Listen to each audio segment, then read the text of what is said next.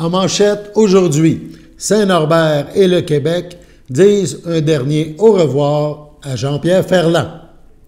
Bonjour à tous, bienvenue à votre bulletin d'information sur les ondes de CTRB, votre télévision locale et régionale. Aujourd'hui, le 31 mai, dernière journée du mois. Donc, on débute par un rappel, c'est en fin de semaine, ça a débuté même aujourd'hui, une chapelle ardente à Montréal où les gens peuvent rendre un dernier hommage à Jean-Pierre Ferland, probablement le citoyen de Saint-Norbert le plus connu au Québec, donc qui est décédé il y a tout récemment. Jean-Pierre Ferland, donc chapelle ardente en ce vendredi, jour où on enregistre ce bulletin. Samedi, on parle de funérailles nationales. Ça se déroulera à la cathédrale Marie-Reine du Monde à Montréal. Donc, évidemment, il y a plein de gens, de dignitaires qui sont attendus. Il y a quelques dizaines de places, nous dit-on, pour les monsieur et madame tout le monde qui veulent aussi assister à l'événement. Donc, Jean-Pierre Ferland qui a marqué le Québec à sa façon. Et on rappelle évidemment son attachement pour la région, donc le Grand-Berthier, la région de Lanaudière. Il demeurait depuis nombre d'années à Saint-Norbert. Et il y avait, entre autres, un lien assez particulier avec la famille Villeneuve. Évidemment, M.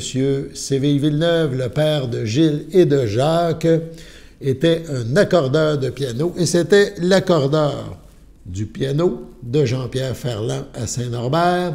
Et évidemment, quand Gilles Villeneuve est décédé, le 8 mai 1982, Jean-Pierre Ferland a écrit dans les jours suivants, à la demande de Séville Villeneuve, une chanson hommage au regretté pilote de course automobile de chez nous.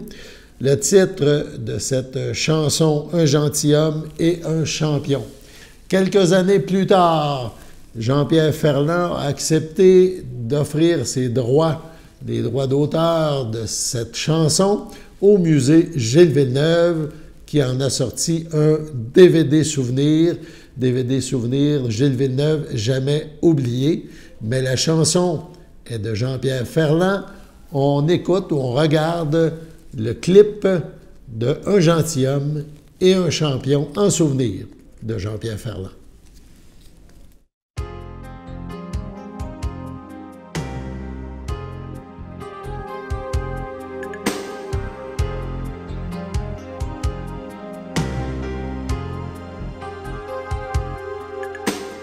Au début, c'est pour l'émotion. Au début, c'est pour la belle composition.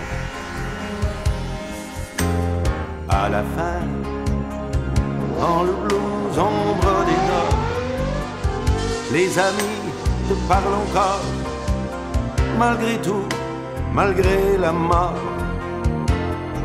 Tu dois rire, dans le salon des champions, à côté de Napoléon, de nous voir inconsolés. C'est qu'on ne voit pas souvent passer dans le ciel des célébrités un gentilhomme, un champion. Un gentilhomme et un champion. Un gentilhomme et un champion.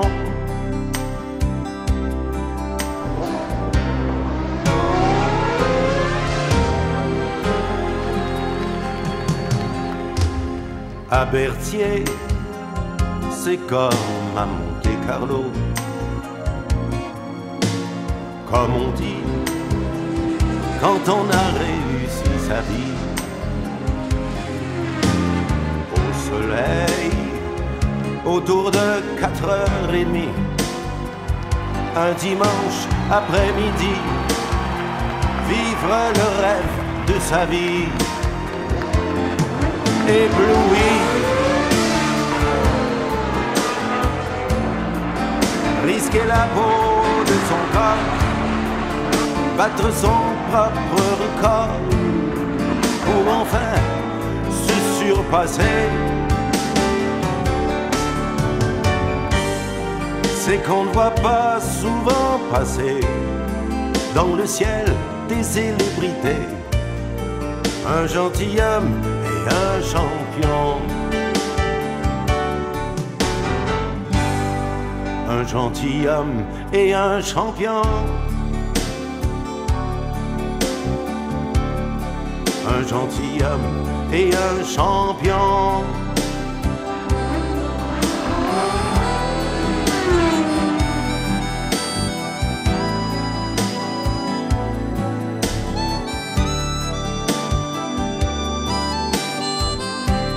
Un gentilhomme et un champion.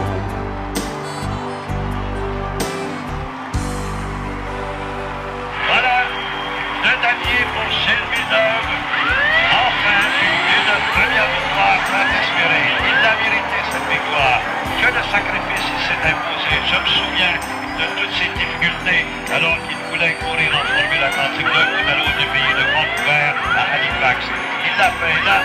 Il le tient ce drapeau. Il le tient devant les siens. Il l'a mérité.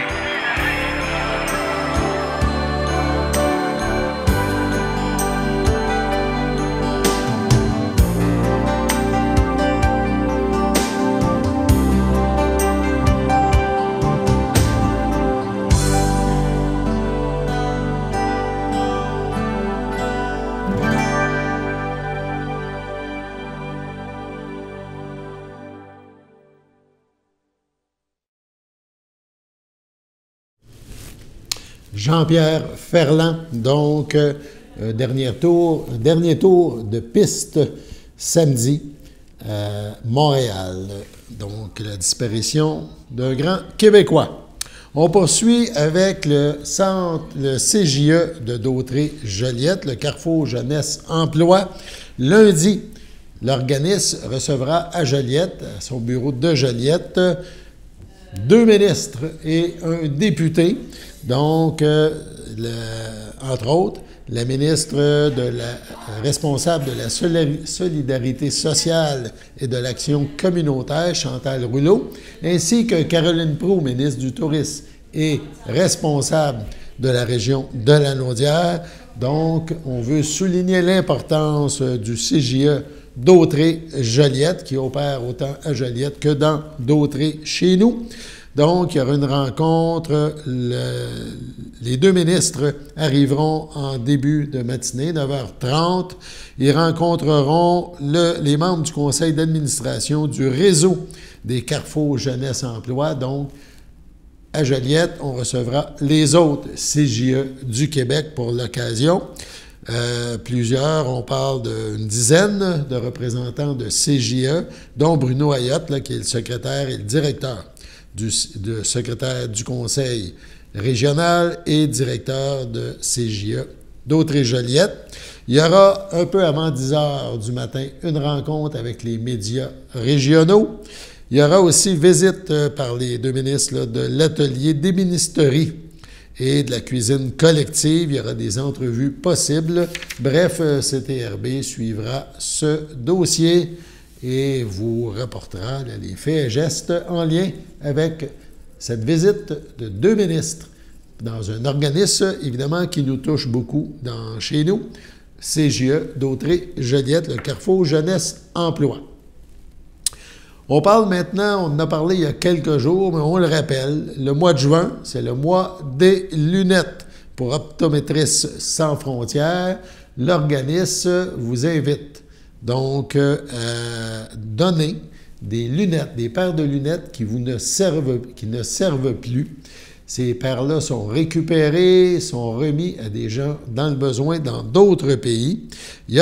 C'est possible de remettre ces paires de lunettes-là pour la collecte se déroule à la boîte à start-up sur l'avenue Gilles-Villeneuve à Berthierville, 471 Gilles-Villeneuve. Vous passez, vous laissez vos lunettes dans une boîte à cet effet. On a un cours vidéo qu'on vous présente qui nous parle d'Optométristes sans frontières, leur objectif et l'importance de cet organisme. Ici Jess Archambault, j'ai retrouvé une vieille paire de lunettes que j'ai décidé d'apporter à l'organisme Optométristes sans frontières qui les distribue dans des pays défavorisés. Bonjour André, je vous amène mes lunettes pour, on espère, les envoyer en mission. Vos lunettes, là, vous en prenez soin parce qu'elles sont réellement claires, sont pas brisées, il y a absolument... On n'a aucune raison de refuser ce genre de lunettes-là. Je suis André Gagnon, je suis un bénévole pour Optométristes sans frontières. Je m'appelle Sophie Daris et je suis chargée de projet pour le programme Optométristes sans frontières. C'est un projet qui vient en aide aux gens qui sont dans les pays du Sud, qui n'ont pas nécessairement les moyens de se procurer des lunettes ajustées à leur vue. On a des missions en Afrique, que ce soit en Tanzanie ou au Mali. En Amérique latine, on a Honduras, on a l'Équateur, on a aussi Haïti, juste du côté des Caraïbes. Puis on a aussi les Philippines en Asie.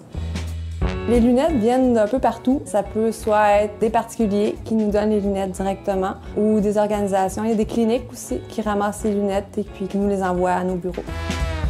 Bien, les bénévoles, c'est vraiment le début de la chaîne. Quand on reçoit les lunettes, toutes les lunettes vont passer à travers leurs mains. C'est eux qui vont faire en sorte que la mission soit efficace. Parce que les lunettes sont déjà classées, sont déjà analysées, tout sont propres. Nicole, vous êtes la deuxième étape pour ma lunette. Oui. Mon nom est Nicole Gontier et je suis bénévole pour Optométristes sans frontières. On fait tremper les lunettes, on les lave comme il faut avec une brosse à dents.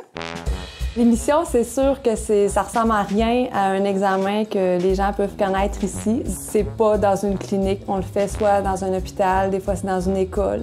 Après ça, c'est l'examen proprement dit, avec des appareils portatifs. Il n'y a pas de gros équipements là, comme on a au Québec.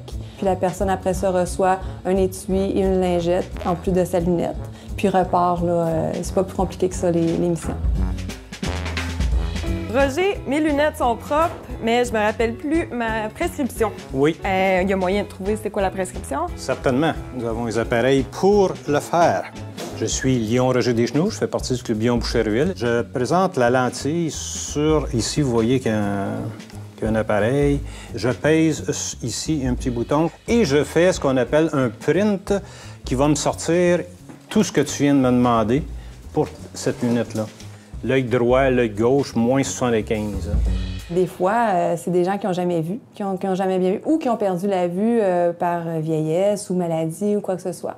Donc, c'est sûr que eux, ça leur redonne une grande partie d'indépendance, que ce soit des fois des étudiants même qui ne sont pas capables de poursuivre leur étude. Des personnes âgées qui n'ont plus besoin de demander de l'aide pour sortir de leur maison, quelqu'un qui va pouvoir manipuler des outils, puis de voir, c'est ça, leur sourire, leur étonnement. Des fois, ils se rendent même pas compte qu'ils ont des problèmes visuels. Ça leur permet vraiment d'acquérir une plus grande indépendance. Je pense que c'est ça la clé. Mes lunettes se trouvent maintenant parmi des milliers qui partiront en mission en Équateur. Pour plus d'informations, terresansfrontières.ca. Votre station de télévision de Berthierville vous invite cordialement à son bingo hebdomadaire télédiffusé tous les samedis matins dès 9h30. Depuis longtemps, les fans de CTRB se divisent le joyeux montant de 600 $ chaque semaine à cette joute de bingo.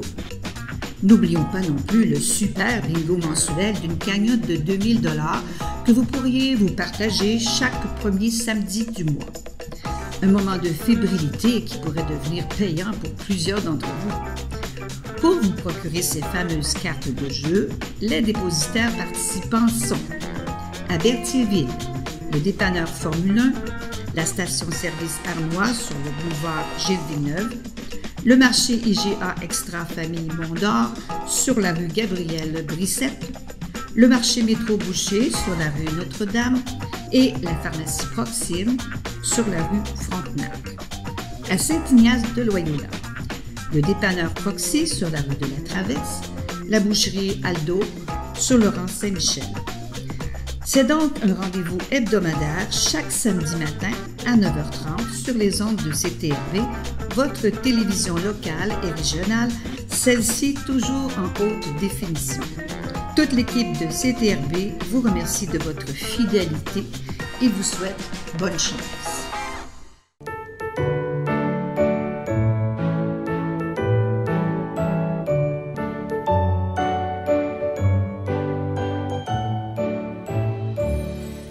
Voici donc les anniversaires à souligner pour le 31 mai. Notre grand livre des anniversaires est vide. Il y a une page vide au 31 mai.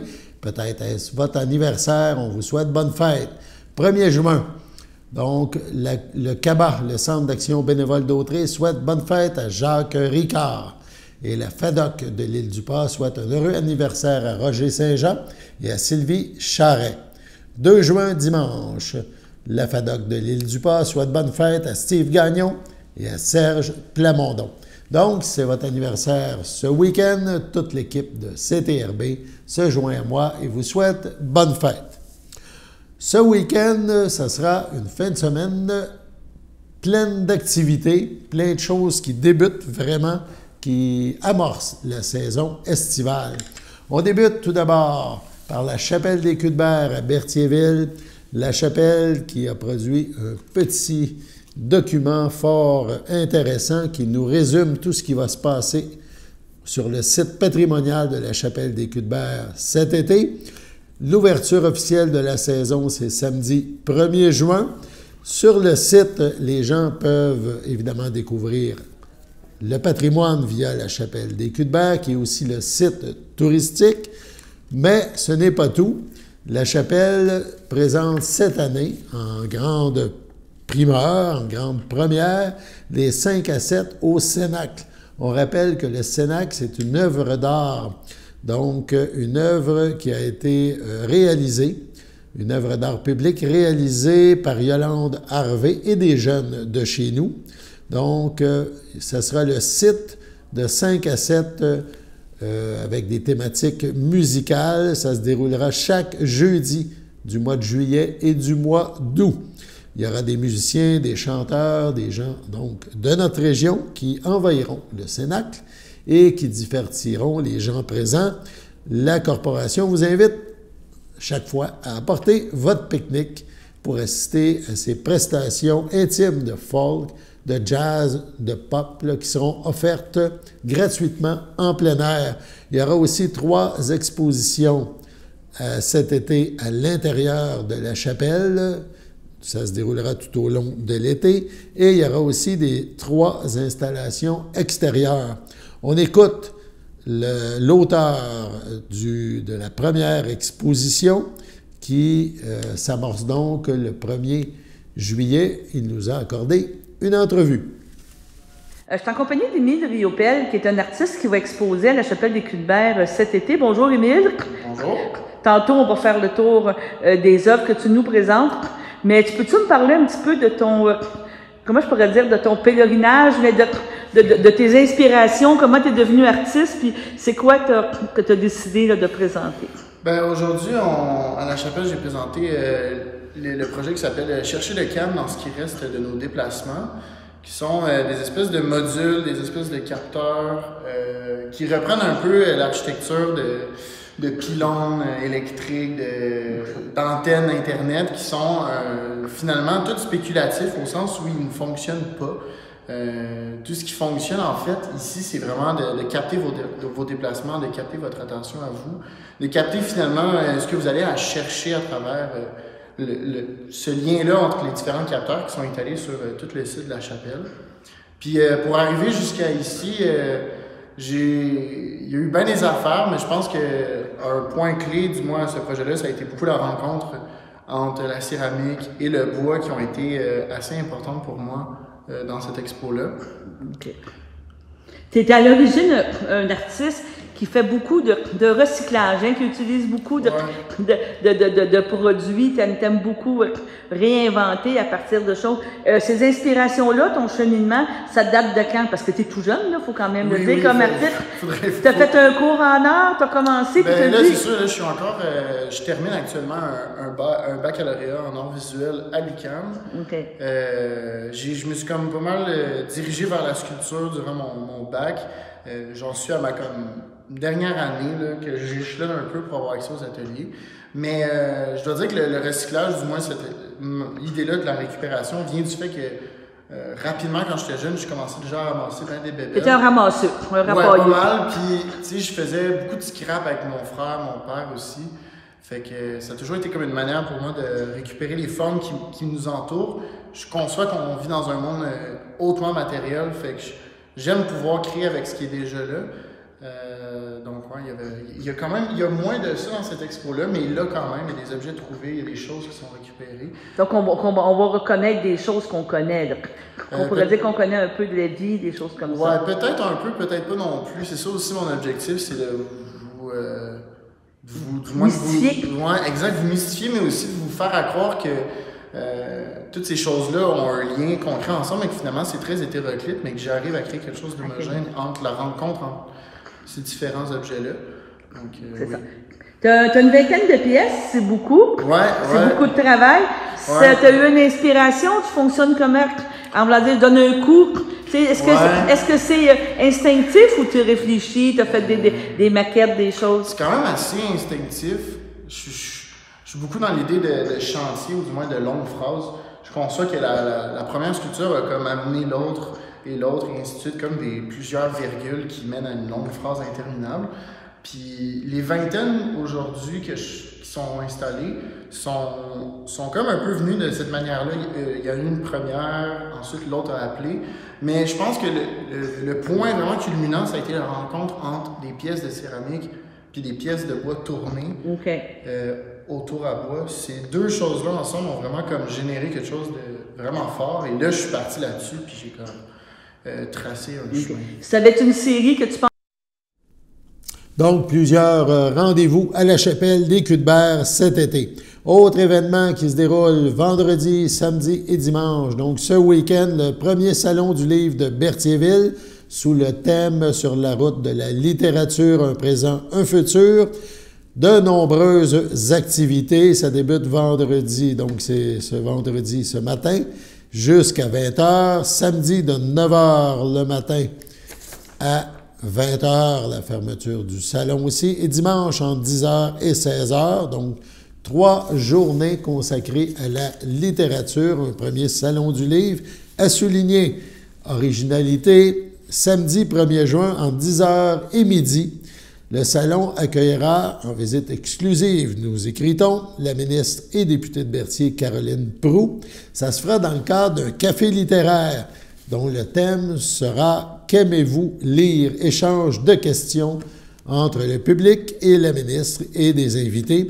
Donc, un premier salon du livre, 31 mai, 1-2 juin, à l'Aréna Joanie-Rochette à Berthierville. Également, dans les activités importantes, le Berthier-Brou de la Chambre de commerce Berthier-Dautré, Chambre de commerce et d'industrie. Donc, le Berthier-Brou, un festival de microbrasserie qui regroupera environ 16 microbrasseries. Ça se déroule cette année à la place du marché à Berthierville et non dans le parc Sainte-Geneviève. Il y aura plein d'activités. Donc, l'entrée sur le site est gratuite. Berthier-Brou est de retour en force. C'est une 7e édition, 1er juin, ce samedi.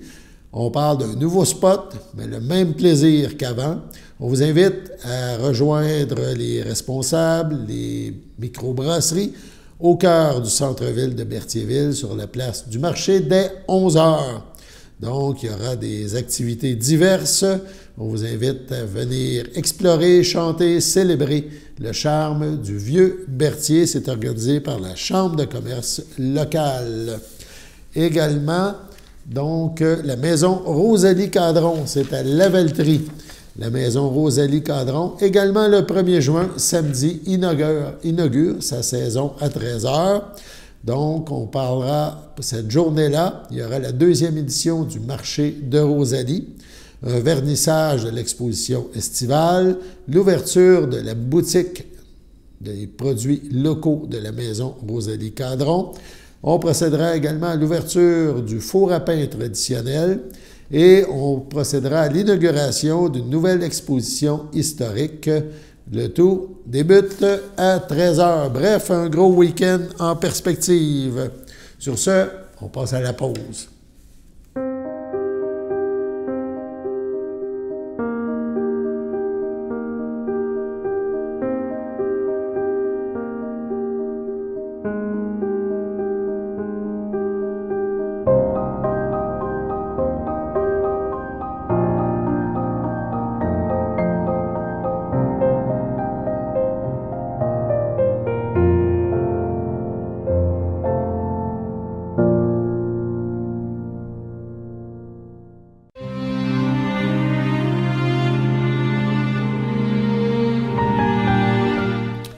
Au château à Berthierville, le 25 mai, à 90 ans, est décédée Mme Jacqueline Viault, épouse de feu Jean-Pierre Gervais, demeurant à Saint-Ignace de Loyola, native de Montréal.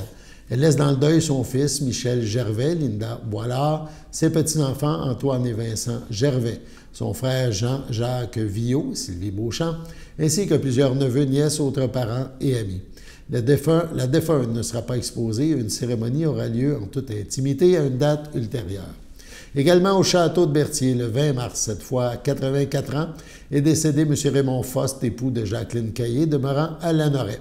Il laisse dans le deuil, outre son épouse, ses enfants, Denis et André Faust, Laura, Éric Faust, ses petits-enfants, Brandon, Juliane et Gabriel Faust, ses belles-sœurs et son beau-frère, Prudence Granger, feu Noël Faust, Hélène Lorrain, feu Gilles Faust, Jean-Marc Caillé, Cécile Caillé, ainsi que plusieurs neveux, nièces, autres parents et amis.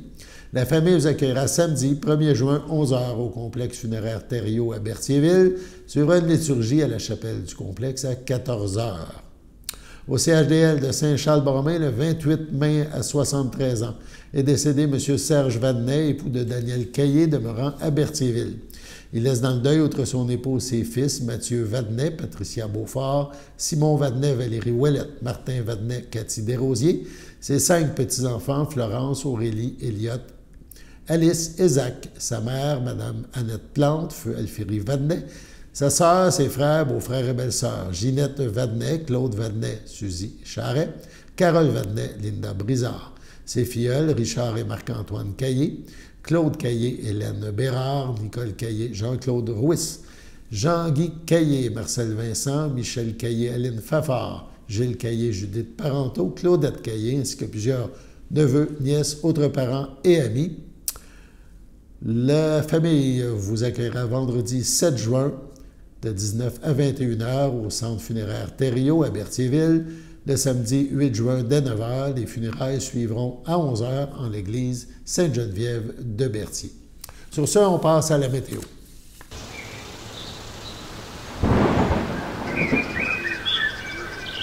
Bienvenue à votre météo de cette fin de semaine. Aujourd'hui, vendredi soir, ce sera ensoleillé. Une température de 19, un temps ressenti de 19. Vendredi nuit, ce sera dégagé. Une température de 9, un temps ressenti de 8. Samedi matin, ce sera ensoleillé.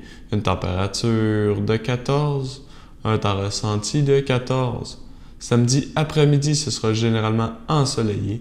Une température de 26, un temps ressenti de 26. Samedi soir, ce sera ensoleillé avec passage nuageux. Une température de 21, un temps ressenti de 21. Samedi nuit, ce sera des passages nuageux. Une température de 12, un temps ressenti de 11. Dimanche matin, ce sera un ciel variable. Une température de 15, un temps ressenti de 15. Dimanche après-midi, ce sera un ciel variable. Une température de 26, un temps ressenti de 27. Dimanche soir, ce sera ensoleillé avec passage nuageux. Une température de 22, un temps ressenti de 23. Dimanche nuit, ce sera dégagé. Une température de 14, un temps ressenti de 14. Et voilà, c'était tout pour votre météo.